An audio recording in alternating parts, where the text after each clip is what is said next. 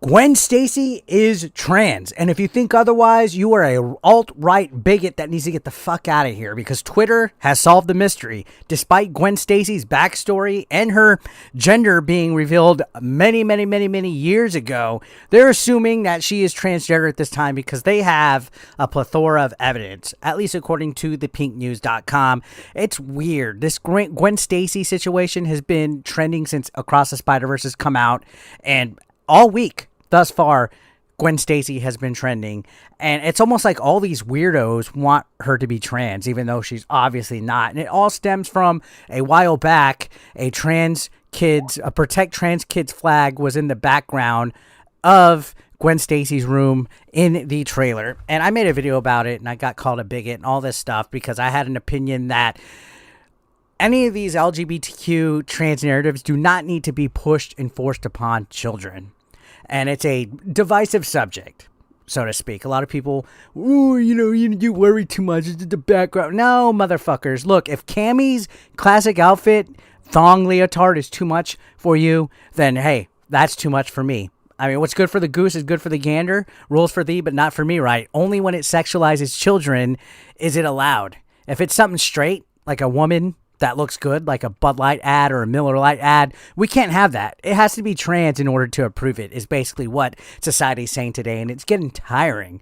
And then on top of that, they're always wanting to make characters that have established lore and everything suddenly bi or trans or whatever, just to have this checkbox. Like you have to have a label on a character to feel relatable to them. That's not good. A character should be relatable through merit, morals, examples that they lead, interesting personality, good story writing.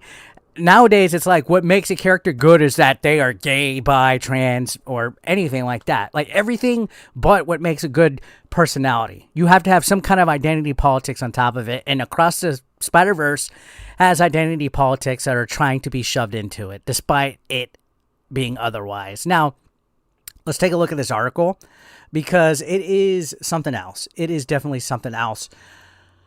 Here's the evidence, and this was written by Amelia Hansford. I bet you I know who she voted for last election.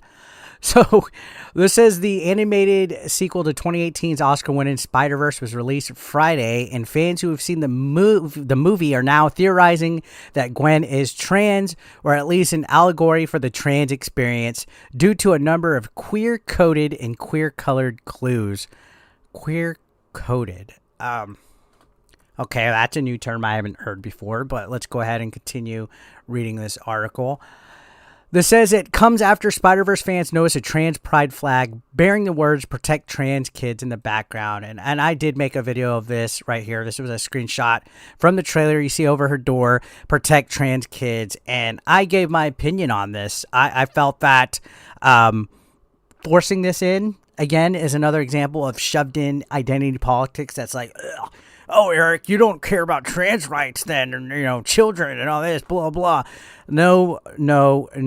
They are doing this to shove these issues, this weird train of thought towards children and wanting to promote child body mutilation and all that. And I don't care if you're going to come angry at me in the comments and blah, blah, blah. That didn't need to be there. That was a choice for it to be there for a fucking reason. And the same people that want to promote that flag are the same assholes that don't want Cammy to have their classic outfit in Street Fighter 6 because it's too sexual. It's too sexualized because it's straight. That's why, because heterosexuals like it. That's why they don't like it. Now, continuing on with this article, this says, watching it adds some vital new context. They are arguing that her characterization, animation, and story arc mirror the societal and internal struggles that trans people face on a daily basis. So they're trying to get artsy-fartsy with this, and I get it. All artistic creations are open to interpretation and stuff, but it's funny the lengths that LGBTQ Twitter go to demand that no matter what, if you don't agree with this whole theory, then you're basically a bigot and you get fucked, because this is fact. So they're claiming the color palette for Gwen Stacy represents all the colors of the trans flag: the pastel blue, pink, white, even like the purple, things like that, that this trans flag follows a theme that Gwen Stacy is going through in the movie. You can see right here, they're saying the environment around her are practically drenched in the trans pride colors. And that she's a metaphor for coming out. That, in fact, her forcing herself to hide her identity as Spider-Gwen represents coming out when she finally tells her father that she's Spider-Gwen, that it's a metaphor for coming out to your parents as trans. Like, they just had to connect it because, again, people that play identity politics, they can't survive life without feeling like they have to have a label attached to them. They can't be their own individual, their own person, they can't come out. They have to only have some kind of relation and importance to life by what their orientation and their gender is. That's exactly what it is. And you know what? If you're gay, good. If you're bi, good. If you're trans, good. But do not shove all that nonsense on the people. And if they're like not bowing down to your every whim and not buying into your agenda, don't hate on them, because I don't hate on anybody. I hate on the narrative that's forced on the people. Oh, Eric, you're always saying everything is this and that. No, it's fucking disastrous of a train of thought to live in this bubble where you think everything has to play with identity politics. And it's fucking tiresome on everybody else. So you can see, here's an example of somebody. Trans and even cis fans have every right to say Gwen Stacy's trans. Even if the movies never outright confirm it, you can't deny that it's been hinted at. The fact is, if she can make somebody feel represented, who are you to tell them they're wrong? Well, who are you to tell people that they're wrong when they say Gwen Stacy's not transgender? That's the problem, is that it's always a weird battle. Like, it always has to be so hostile and so like violent. You know, the people that claim to be tolerant are the least tolerant. And people are actually saying this is similar to when Mark Hamill told Star Wars fans that if Luke is gay to them, then Luke is gay if you think he's gay. So if you think Gwen Stacy's trans, of course she's trans. Anything you want is real and no one should make you feel shamed. Who the fuck is shaming people to feel like this? Like, why does everything have to be a pull-tug battle when it comes to comics, movies, TVs? That's what people are sick of. That's what people are tired of when it comes to everything artistic. Like, it has to have something attached to it with this wokies.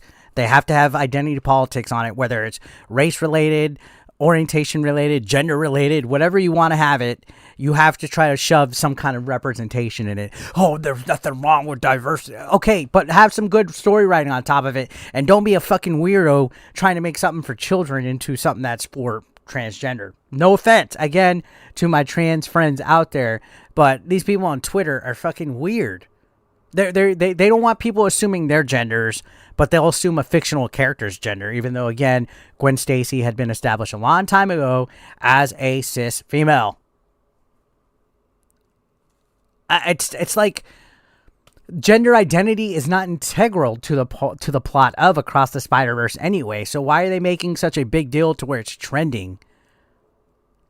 Just because someone struggles with their life and struggles with their secret identity and stuff, you have to try to tie it into identity politics and being gay. I have no clue. To me, it's just weird, and I guess chalk it up to me being a bigot. I guess I don't fucking know, don't care, but whatever.